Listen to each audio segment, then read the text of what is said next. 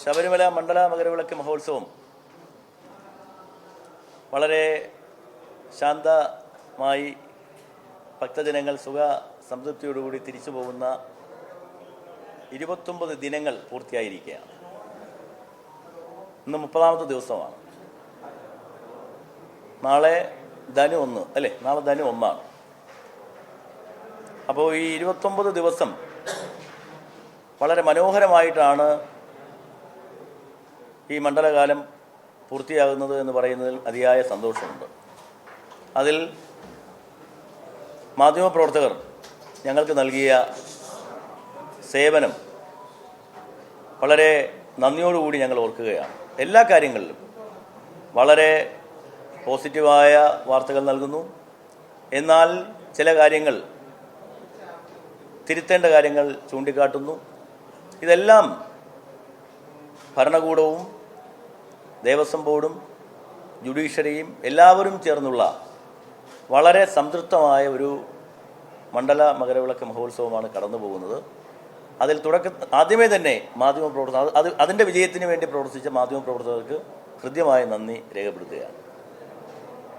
അപ്പോൾ നമുക്ക് 29 ദിവസം പൂർത്തിയാകുമ്പോൾ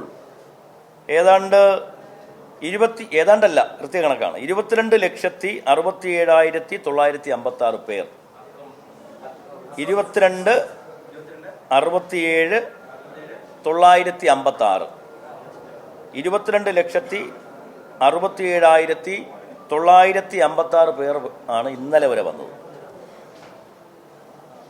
ഇതേ സമയത്ത് കഴിഞ്ഞ വർഷം എത്തിയിരുന്നത് 18,16,913 18,16,913 പേരായിരുന്നു ഇതേ സമയത്ത് കഴിഞ്ഞ വർഷം എത്തിയിരുന്നത്.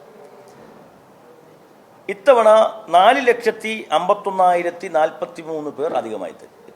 4,51,043 പേർ അധികമായിട്ട് ഇത്തവണ ആളുകൾ ഭക്തജനങ്ങൾ എത്തിച്ചേർന്നിട്ടുണ്ട് അധികമായി. ഇനി വരുമാനത്തിൻ്റെ കാര്യം. ഈ വർഷത്തെ 29 ദിവസം പൂർത്തിയാകുമ്പോൾ ആകെ വന്നിട്ടുള്ള വരുമാനം 169,20,204 163 89 20 204 അതായത് 163,89,20,204. ഇതേ സമയം കഴിഞ്ഞ വർഷം ഇതേ കാലയളവിൽ കഴിഞ്ഞ വർഷം 141,12,97,723 ആയിരുന്നു. 141,12,97,723 ആയിരുന്നു. എന്ന് പറഞ്ഞാൽ ഇപ്രാവശ്യം അധികമായി 22,76,22,481 കോടി രൂപയുടെ അധിക വരുമാനമാണ്. 22, 76, 22, 481 22 കോടി രൂപയുടെ അധിക വരുമാനമാണ് ഇപ്രാവശ്യം ഉള്ളത്. അരവണയുടെ വിറ്റുവരവ് അതാണല്ലോ ഏറ്റവും പ്രധാനപ്പെട്ട വരുമാനമായി മാറുന്നത്. അരവണയുടെ വിറ്റുവരവ് 82 കോടിയാണ്. കഴിഞ്ഞ പ്രാവശ്യത്തേക്കാൾ ഏതാണ്ട് 17 കോടി രൂപയുടെ അധിക വരുമാനമാണ്.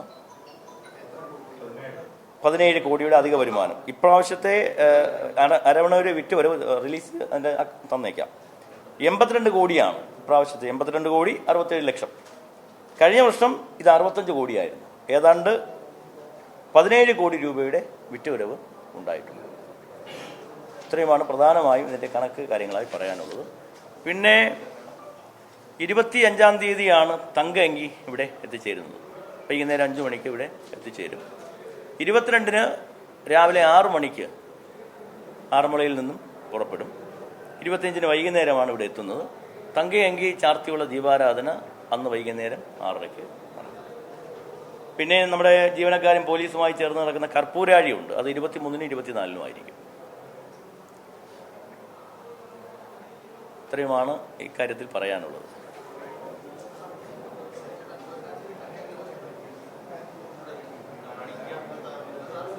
എന്തോ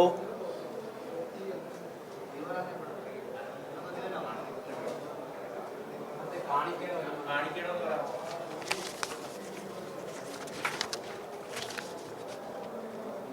കാണിക്ക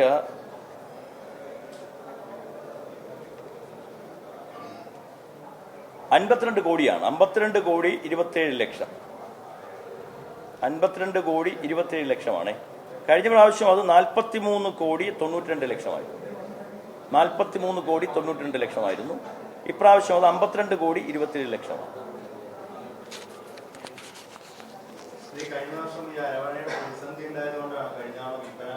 ഉറപ്പായിട്ടും കഴിഞ്ഞ പ്രാവശ്യം നമുക്ക് ഈ സമയത്തൊക്കെ അരവണ നിയന്ത്രിച്ചു കൊടുക്കേണ്ട ഒരു സാഹചര്യം ഉണ്ടായിരുന്നു.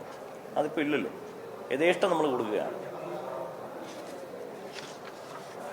അതൊക്കെ ഞങ്ങൾ ഒരുക്കിയ മുന്നൊരുക്കത്തിൻ്റെ ഒരു വിജയമായിട്ടാണ് കാണുന്നത്.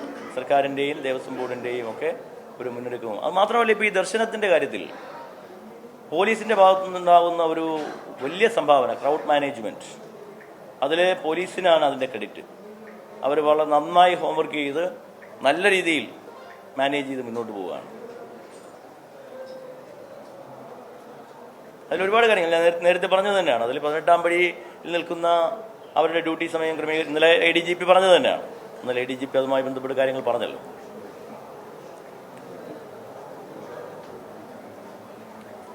പിന്നെ നമുക്ക് ക്രമീകരണവുമായി ബന്ധപ്പെട്ട് ഇന്നലെ സുപ്രീം കോടതിയുടെ ജഡ്ജ് ഇവിടെ വന്നിരുന്നു. നമുക്ക് ചില ക്രമീകരണങ്ങളുമായി ബന്ധപ്പെട്ട് ഒരു പ്രോട്ടോക്കോൾ ക്രമീകരണമൊക്കെ നമുക്ക് ചെയ്യേണ്ടി വരും, സ്വാഭാവികമല്ലേ. അപ്പോൾ അതുകൊണ്ട് തന്നെ ഒരു ഭക്തജനങ്ങൾക്കും, ഇവിടെ എത്തുന്ന ഒരു ഭക്തജനങ്ങൾക്കും ഒരു ബുദ്ധിമുട്ടും ഉണ്ടാകാത്ത രീതിയിൽ ചില പ്രോട്ടോക്കോൾ ക്രമീകരണങ്ങൾ നമുക്ക് നടപ്പാക്കേണ്ടി വരും.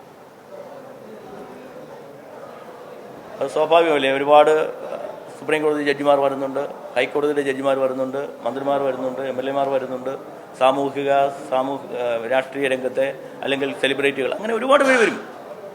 ഇന്ത്യയിലെ മറ്റ് അമ്പലങ്ങളിൽ ഉള്ളതുപോലെ തന്നെ ചില പ്രോട്ടോകോൾ ക്രമീകരണങ്ങൾ ഇവിടെയും വേണ്ടി വരും. പക്ഷെ അത് ഒരു ഭക്തജനങ്ങൾക്ക് പോലും ബുദ്ധിമുട്ടില്ലാത്ത തരത്തിലായിരിക്കും.